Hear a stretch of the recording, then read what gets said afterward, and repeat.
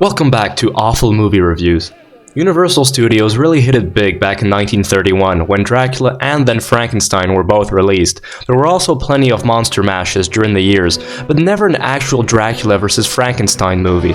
Audiences had to wait until 1971 for this big mashup. And, heads up, it's an awful movie. There's nothing good about this. What you say is very true. Very true. But first, I'd like to ask you guys, what is your favorite monster mashup movie? Let me know in the comments down below, and don't forget to subscribe to never miss out on another review. The first thing that I must talk about is that this is not only an insulting mash of two classic horror monsters, but it's actually a mashup of two movies. The producers didn't actually intend on this being a horror movie in the beginning, and it wasn't until production had already started that the producers decided to add in some monsters in there. And you can definitely tell, it's not as bad as when I reviewed Horrors of Spider Island, but it's still bad. Here we get a low-budget version of Bela Lugosi's Dracula. He's kind of like the Dracula you'd get off Wish. He tracks down and collaborates with the last descendant of the Frankenstein family. Why they collaborate in the first place is still a mystery to me. It has something to do with Dracula wanting to get a serum which would make him totally invincible, but it isn't very clear.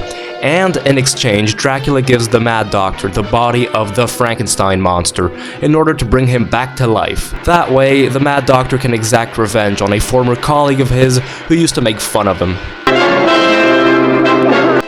Oh, come on, give me a big hug. Well, now that that's done, you'd think that the movie would be finished, but no. You're not even 40 minutes in, and it's a movie that's an hour and a half long. There's a character who's also playing detective here. She's looking for her sister, who was kidnapped by the doctor's assistant, who by the way is played by Lon Chaney Jr. Now this would be his last horror movie, and what a shame. He will always be remembered as an icon of the horror genre, and he winds up leaving his mark on an absolutely incompetent snooze fest. Maybe you asked yourself the question, why do all these terrible things have to happen? And he doesn't even have any lines. So, apart from the conventional ass movie tropes, what is there that's so special about this film? Well, it's the fact that I couldn't fucking see anything sometimes. And it wasn't because they were trying to make the film more atmospheric. My guess is that the poor ass producers just didn't have enough money to afford proper lighting. But I don't even see anything. Even the final fight between Dracula and Frankenstein, all that we can see are silhouettes moving around and making noise. The special effects are pretty dreadful. For Dracula, they only put on makeup on his face but not on his hands and wrists.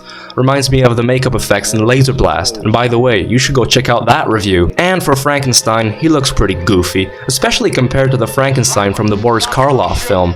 It almost feels like a parody of the original Frankenstein. They couldn't even make the lightning look real. What the heck is wrong with these people?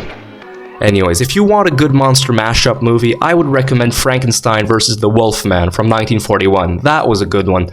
But as for this piece of garbage, it'll have you pulling your hair out before the credits even roll. Just drive a stake right through its heart and bury this worthless turkey deep down in the soil. What an awful movie.